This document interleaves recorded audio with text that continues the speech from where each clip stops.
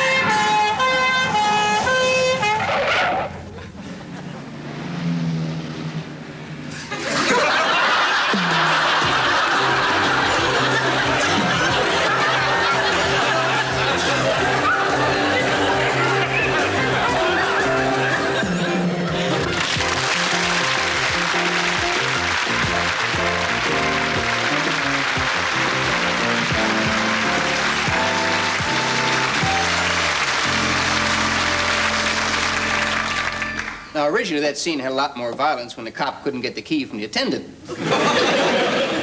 But as I told the BBC, you'll never see sex and violence on my show. Oh, you might see it in my home, but you'll never see it on my show. Which brings me right to who I am and why I'm here. To begin with, I'm Kelly Monteith. I want to clear that up right away because I'm sure the majority of the British public is going, Kelly who? Kelly Monteith? Who's she? And secondly, I was worried about that, you see, when the BBC invited me to do this show, because I thought, well, firstly, nobody will know who I am. Secondly, how would they react to an American comedian? Because that's what I do. I'm a comedian. And you get weird reactions when you tell people that. Some people don't believe me. What do? I'm a comedian. You're a comedian? You're a comedian? Well, you don't look like a comedian. What's my day off?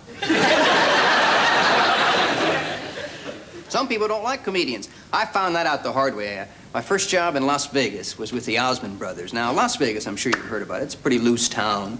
A lot of gambling, a lot of drinking, a lot of nudity on stage. But working with the Osmond brothers, now they told me, they said, now look, if you're going to work with us, you got to work clean. I mean, there's no sexual references and no cursing on stage, which I didn't mind, really didn't bother me. Oh, I thought the urine test after every show was a bit heavy. But I realized I have an image to sustain, you see. But now their audience is mostly little girls. You get these audience, girls about 11, 12, 13, 14. That's the whole front part of the audience, see. Now, girls that age, they just hate comedians. They hate them. I'd see it every night. I'd come out on stage, they'd sit there, oh, God, a comedian. You're gonna sit through a comedian. And everything I'd say, oh, gross. It's so gross. Comedian. I think that's why some people don't like comedians. It's that word, comedian, see? Because it's got kind of a negative image. I mean, it's always been used as a put-down. I remember that when I was growing up. If something happened in the classroom, that's always the first thing the teacher'd say. All right, who's the comedian? Make a joke your first day on a job. See what your boss says. 10 million people out of work, and I get a comedian. That's why it's so hard for me to get things like a loan from a bank, you see? It's really hard that way, because I put occupation comedian. Now, when they see that, they think twice, because, I mean, lend money to a guy that acts silly for a living? What if I defaulted? Poor guy that okayed the loan, they drag him up in front of his bosses. Now, let's see here, Hargrove. Bought this loan for $15,000 that defaulted that you lent here to a Mr. Kelly Monteith. Occupation comedian. Comedian? You lent $15,000 to a comedian? Because what the hell are you, Hargrove? Some kind of comedian? So sometimes it can be a liability. It's the only word that really describes what I do, though. Comic, now that's okay, I guess. That's just a derivative of the word comedian. Humorist and satirist, I never liked those terms. You know, they're a little elite for me. Buffoon, that's another one I never liked, you know? Sounds like I'm not all there. Yeah. How long have you been a buffoon? Oh, all my life, I guess. Started out as a nitwit, worked my way up to a stooge. And now I'm a full-fledged buffoon. Entertainer, I never liked that word either. That covers anything from a call girl to a politician. It's not specific. So comedian just pretty much sums up who I am and what I do. But still, I was kind of worried. I mean, an American comedian with a British television show? How would people react? You what? Well, personally, talking for myself, so to speak, like, I don't rate the Yanks comics. I mean to say they don't know nothing about the British sense of humour. Jolly something else they don't know neither. That's the fare from London Airport. Now, that is something to laugh at. Now, this is a room that I work at being a comedian. This is where I write my jokes, and I rehearse routines, and think out loud, and talk out loud. My wife, Suzanne, was a little put off about that at first, and I can't really blame her, because I guess that, well, any guy that sits in a room all day telling jokes to a wall does appear to have his headlight dipped. But now she realizes it's part of my work, and she pretty much leaves me alone. Besides, now, she's a very contemporary woman, and she's got her own interests and her own lifestyle, you see. Of course, I guess like most husbands, I sometimes think that her lifestyle is dedicated to spending money faster than I can possibly make it. Yeah, I guess like most husbands, I have this reoccurring nightmare, usually around payday. Darling, I'd love to fly with you to the Caribbean, but we'll have to charter a Concorde. It's too exhausting otherwise. Well, I'm sure there must be a spare little Concorde hanging around somewhere. Oh, hello. Darling, I wonder if I could call you back. My little joke writer's arrived. See you later. Suzanne, may I have a word with you, please? Darling, I have had the most exhausting day. I'm sure. Oh, I have this wicked cramp in my wrist from signing checks. I do wish somebody could find an easier way of spending money. Well, that's kind of what I wanted to talk to you about, you know? Of course, you've come about today's bills. The bills. Well, they're over there. What, these are today's bills? Today's? Suzanne, there's hundreds of bills here. God, you must have hit every shop in Bond Street. Darling, you're exaggerating again. That's only the left-hand side. The left side? Anyway, just get rid of them. What am I going to do with them? My closet's full, my car, my trunks, my charts. Well, just put them in that wardrobe or anywhere. You know how I loathe clutter. Clutter? Yeah, sure. Listen, that's kind of what I wanted to talk to you about. I wish you'd hold a little restraint when it comes to all this. What is all this? That's the right-hand side of Bond Street. I'm already up to my assets and bills. Darling, you're being dramatic. I'm not being dramatic. I'm being hysteric. I'll have to write 10,000 jokes to pay for all these. Oh, God, you know how long it takes to write 10,000 jokes? How long? I wonder if they let you type late in Dartmoor.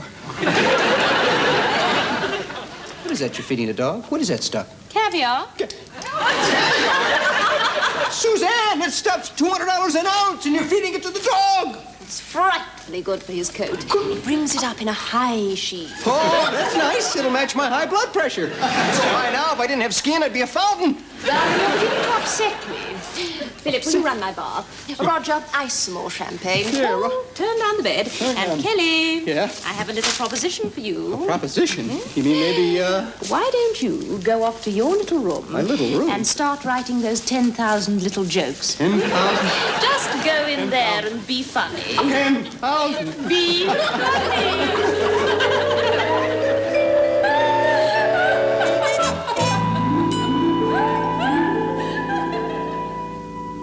I'm sure some husbands must recognize that nightmare.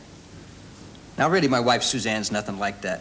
Oh, I suppose deep down inside, she has a little bit of decadence locked up someplace, but I think we all do. It's just that most of us control it better than others. Ones that don't go into politics. No, I wouldn't say Suzanne like that. She's very supportive of me, and she's always ready to get involved in just about anything that I do. Did you say dinner tonight? Uh-huh. I'm sorry, Kelly, I can't go. What do you mean you can't go? Well, I've got a class tonight. Oh, skip the class, Suzanne. This is important. So's my class. It's political science. I must have the credits. Oh, do you want a wife who knows something about the world or a vegetable? Well, right now, I'd settle for a vegetable. Look, I told them you were going to be there. Well, you just have to tell them I'll be on there. Well, I assumed that you'd want to be there. You assumed? Look, when we got married, I didn't hear anybody say anything about love, honor, and assume. Suzanne, this is a big chance for me. This guy's thinking about financing my movie. It could change my whole life. Well, look, Hal's your manager. He's going to be there, isn't he? Yeah, but I need you there, too. Why? Well, okay, you study political science. You know one of the most important things a politician can have is a wife, right? There's Mrs. Nixon, there's Mrs. Carter, there's Mr. Thatcher. He's a wife? Well, he is now. Anyway, it's the same for comedians. I mean, the people that run show business today, they're not actors. I mean, they're businessmen. They're lawyers and accountants and bankers. And just those people, they'd be reassured to know that I have a wife. You know, I mean, it makes everything look more stable. I did not marry you to become your token piece of stability. If that's what you think marriage is about, you don't need a wife. You need a building society. Look, is it too much for a husband to ask his wife to go with him on an important business dinner? I'd be more than happy to go with you if I didn't have this class. But, Kelly, a woman's got to do what a woman's got to do. Your fly's undone. Wasn't really, I just said that. Just to assert myself. I mean, you gotta do that once in a while. I had to do it yesterday. Boy, yesterday I had it up to here with all that stuff about independence. So I really laid down the law, boy. I mean, I really asserted myself. Left the toilet seat up. God, women hate that. You know? I don't know why. When I was a little boy, everybody hated it when I left it down. Now, I think the hardest thing about an argument with my wife anymore is trying to figure out how to handle it, see? Because I know women's roles are changing, but where does that leave the man? I mean, there's just no definition anymore. The roles used to be so defined. Men did this and women did that. You know, it's been that way for centuries. And probably with good reason. I'm sure it started with good reason. I'm sure in caveman days, woman was assigned that role because it was a little difficult for her to go out and hunt for food while she was bearing a child. So she was assigned the role of keeping the cave and cooking the food and watching the kids. And a man was assigned the role to go out and hunt for food. That's all he did was hunt for food. Constantly hunting for food. Poor guy had no time for anything else. Hey, Zonk, what are you doing after lunch? Looking for dinner. What the hell? I mean, there was no Kentucky Fried Brontosaurus. Run down and get a giant drumstick for the family. But that's all changed. Not men's roles. Men's roles, I think, have remained essentially the same, that of bringing home the bacon. But the woman's role has changed. And boy, nothing's prepared men for that. That's what makes it so difficult. There's no guidelines, you know? My father never had that problem. No, sir. In my father's day, his role was continuously being reinforced, you know? I watched those old movies from the 30s, and they were constantly reinforcing the man's role. That same argument that Suzanne and I just had would have been treated a lot different in those days, especially in the movies. Because in those old movies, man, those men knew how to react. All good man is hard to find. You always get the other kind. Just when you think that he is your pal, you look for him and find him fooling around some other. Please let me go with you. Let me alone, will you? I want to leave you alone, you great big wonderful lug. I want to share your ambitions, your dreams, your joys, your sorrows. Why don't you share my laundry? You put too much starch in my shirt. I'm sorry, Kelly. I'll fix it for you. Besides, I gotta meet the big boss for lunch. How come I don't never get to meet the big boss? Because he's like me. Thinks a dame's only good for one thing. And he don't like to see no laundry being done at the table. matter? Can't get a man get a cup of coffee around here? I'm sorry, Kelly. Here. About time. What are you trying to do? Poison me? Sorry, Kelly. I guess I must have been thinking about your laundry when I mixed it. Say, is this grounds for divorce? Sure ain't grounds for coffee.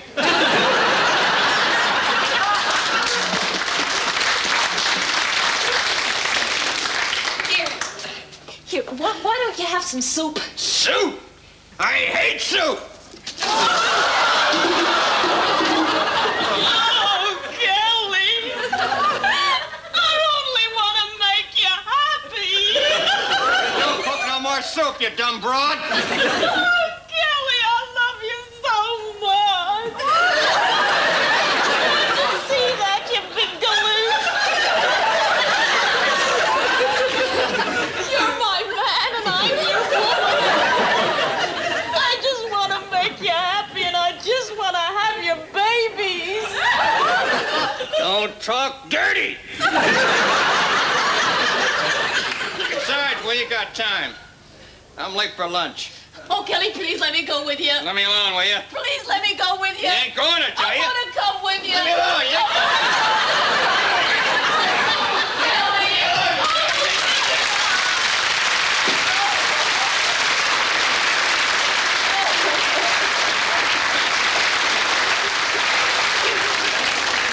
It's a cinch they don't throw soup around like that anymore. Not at these prices, anyway. Yeah, in those days, a woman really looked up to her man. Now, mind you, she didn't have much choice, spending most of her time being dragged across the kitchen floor. No, it's not like that anymore. Oh, I don't know if it was ever really like that. And if it was, you can't blame women for wanting to change, because nobody wants to be treated like a piece of meat. Everybody likes to have some sort of sense of identity. I know that from traveling, see? Because I spent a lot of time traveling by myself, and I noticed that so many people I'd come into contact with, well, they wouldn't really see me as an individual. They just kind of associate me with their work, you see. Like to a chambermaid in a hotel, I wasn't Kelly Monteith. I'm a room number. 1214 needs soap and towels. To a cab driver, I'm the guy that doesn't know the fare from London Airport. Restaurants are good examples. You walk in a restaurant and sit down and nobody has a name anymore. Everybody's a food order. That's how waiters and waitresses identify people. They come up to the table. Veal Parmesan? Liver and onions? People to the table do the same thing. They go, no, I'm liver and onions. This is veal Parmesan. This is chopped steak and that's tomato surprise. So to a waiter and a waitress, I really am what I eat. You see, most of us are, because I'm sure there's probably some waitress watching me on TV now going, Harry, look who's on TV. Meat and 2 veg. It's funny how waitresses and waiters, they don't really talk to you. They don't really hear you either, you know. It's funny how they do. What they'll do is they'll wait till you get a mouthful of food before they'll come up to the table, and then they'll ask, everything okay here? They never wait around for an answer. You could be choking on a piece of meat. Everything all right? Glad you're enjoying it. The people that really ignore you a lot, though, in restaurants are head waiters. Boy, I can't stand those guys, those little dictatorial men. You know, the Hitler's at a podium there. I have a theory about that. I think Hitler is really alive and working as a head waiter someplace. That's how he escaped. He shaved off his mustache, put on a little black tie, stood at a podium and told the Russians, I will call you when your table is ready. The Russian said, it's good. More time, drink vodka. That's why they have bars in these places, see? That's so you can drink up and get some courage to go in there and face that head waiter. Hello? Le ripoff? You want a reservation? Have you been here before? No? Have you references? A letter from David Frost? You don't? Au revoir.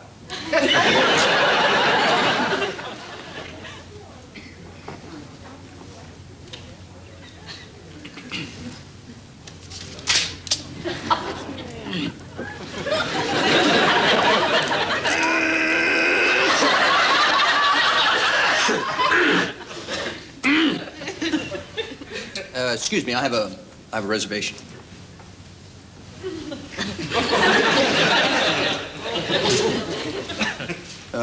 Reservation? Reservation?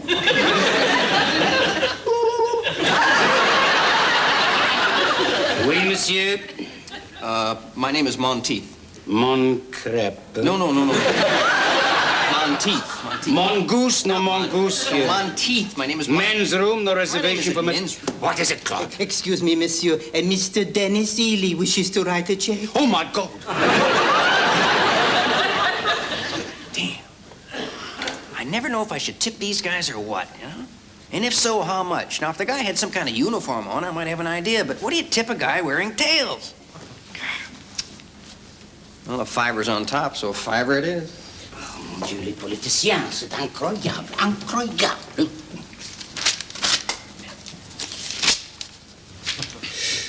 Excuse me, I have a reservation. My name is Monteith. Monteith? We have no reservation for Monsieur Moncrepe. My name isn't Look, maybe it's not my name. I'm supposed to meet this banker, Mr. Burton Montague here. But Montague, oh, Claude, table 22 for Monsieur Moonface. Thank you. Excuse me, monsieur. I will dispose of this worthless piece of paper. £5 note is a worthless piece of paper? And it's getting worth less and less all the time. Thank you. Now, this is typical. Everybody's late. One of the first rules of a business meeting, never be on time, always be late. I think people in business operate on the theory that the more important they think they are, the later they show up. In fact, I know some people think they're so important they never show up at all. You always have the same excuse. Well, sorry I'm late, I was in a meeting. Now, everybody knows that's not true, it's just part of the game. I call it businessman's foreplay. Because you know that sooner or later, somebody's going to get screwed. Yeah, I don't know why they insist upon having business meetings in restaurants anyway, because you never get anything accomplished. Nobody talks business before dinner, they don't talk business during dinner, and God knows they don't talk about it after dinner, because then everybody's thinking of only one thing. How can I stick the other guy with the bill? Kelly, baby! Good to see you.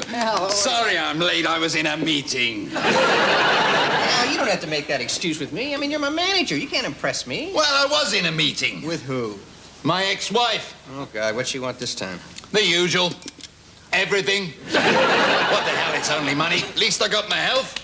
Triple scotch here and some cigarettes. 40 Turkish high tars. Turkish high tars. Hell, those things are killers. Oh, nothing to what I smoked when we were in Egypt. Nasser's revenge, we used to call them. With 1 part tobacco, 1 part mud, and 1 part camel dung. You actually smoked those? Well, that's all we could get. They tasted terrible, made you cough like hell, but you could go 3 weeks without water. What'd they do to your chest? Nothing, but your back developed a hump. Now, where's this Mr. Montague, anyway? Relax, he'll be here. Now, just stay cool, Kelly. Monsieur? Ah, thank you. A cigarette. Thank you. Another triple, please. Monsieur. Hal, for Now, God's sake. Kelly, just stay cool. I know how to handle these city bankers when they're lending you a lot of money. Calmness, relaxation, and above all, a sense of traditional English dignity. Yeah. Burton, me old fella! How are you, my old sweetheart? Still got that same old secretary, you know what I mean? Please. I'm sorry to be late. I was at a meeting. Where else? Ah, and you must be Keith. No, it's Kelly. Of course, yes. I once had a dog named Kelly. So you've got something in common already. Hey, what do you think of the script, Burton? Oh, I thought it was delicious. You mean you ate my script? You ate his script. That's very funny, eh, Burton? Very jolly, yes. You care for something from the bar, sir? You know I never touch spirits. Just have a bottle of a well-mannered claret. Yeah, make it the oldest bottle you've got. Bring me another triple. Oui, monsieur. Mr. Montague, I hate to get right down to business, but, well, what about the loan? Why don't we discuss that while we eat, eh? Well, I'd like to, but Mr. Montague, I've been on tenterhooks for weeks. I mean, do we get the financing or don't we? Well, to be perfectly honest with you, Kelly, after considering all the available options... Your wine, sir. 76. Yes, that's quite a good year. Right. My movie career's in the balance, and he's choosing wine. But he's very good at it. How? Now, Kelly, calm down. I'm sure he's going to give us the decision. What decision? The financing. Ah, yes, the financing. Well, don't forget that I'm ultimately responsible to the board and the shareholders. And you are, shall we say, a special case. After all, your occupation is unusual. You lent £1 million to a comedian? Just what the hell are you, Montague? Some kind of comedian? Are you all right, Mr. Monteith? You look a trifle pale. Oh, I guess I'm just a little anxious. Well, of course, yes. And believe me, I'm as anxious as you are to get these discussions underway. So why don't I start with a shrimp cocktail? And the Tornadoes Rossini are quite good here. Sounds good to me. What would you like, Kelly? I'd like to know what his decision is. Very well. When I say decision, I don't mean decision in the final sense. Of course, nothing is final when it comes to decision. On the other hand, I'm not saying that it's inconclusive. No, I think it's crucial to the ongoing development of this project within the parameters laid down by the framework of references that are open to us at this point of time. It's essential that we keep every available option open, whilst at the same time not losing sight of the fact that it is likely that A, and do understand that I'm suggesting this for your consideration and your consideration only, and that B, we do not box ourselves into a circle. To sum up then, it is in the ultimate interests of all the parties concerned that we maintain a mutual trust and confidence and move forward based on the precepts that I have just clarified for you, secure in the knowledge that we shall arrive at a meaningful conclusion that will be of mutual benefit to all concerned. And I think sauté potatoes.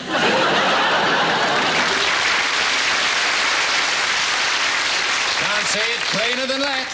Isn't that right, Kelly? Yeah. Waiter, triple scotch here, please. Oh, make that 2. Oui, monsieur. Make it 4. Yeah. Oui, monsieur. They're very slow here, Mr. Montague. Is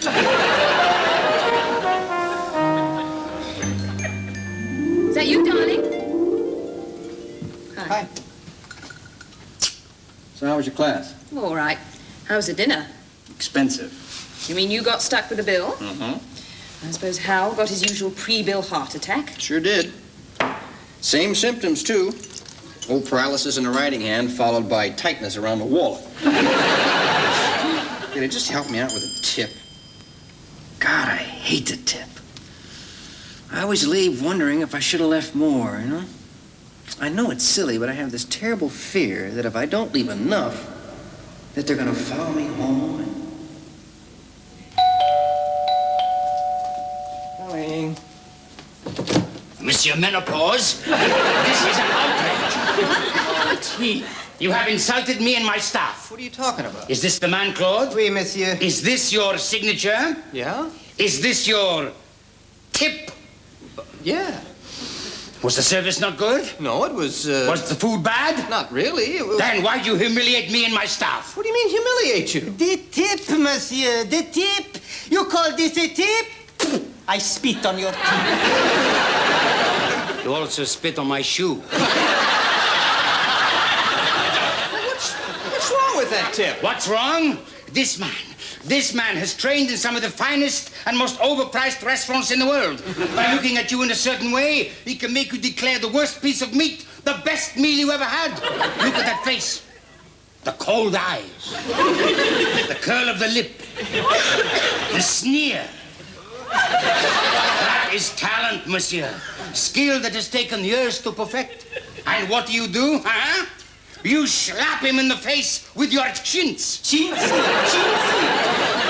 What are you talking about? First you ignored me when I walk in. It's part of my business, monsieur. Then you give me a lousy table. In keeping with your stature, monsieur. Then you have the unmitigated gall to serve me supposedly your oldest bottle of wine. It was our oldest. 1976. Oh, 1976. That's old? BC, monsieur. Peace? You mean before... Correct. Before Callahan. Well, perhaps I was a little bit, chintzy. Monsieur Monteith, you are an ingrate. Call yourself a customer. You suck lemons. Change that 2 into an 8. An 8? Come on. The years of training, monsieur? The sneer? All right, here, it's done. Merci, monsieur. Come, Claude, we go. On connaît même pas encore là, oui? Et puis, me garde l'enchant de livres fafard que dit mon connaît pas. Et quoi, sans chez les copains, oui? I wish you an eternity of heartburn, monsieur. And may all your truffles be trifles. Au revoir, monsieur Monteith.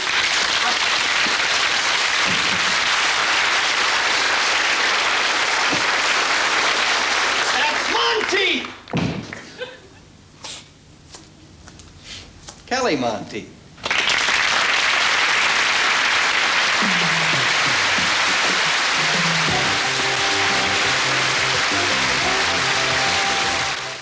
And there's a further sample of the comedy of Kelly Monteith next Sunday at 9:25.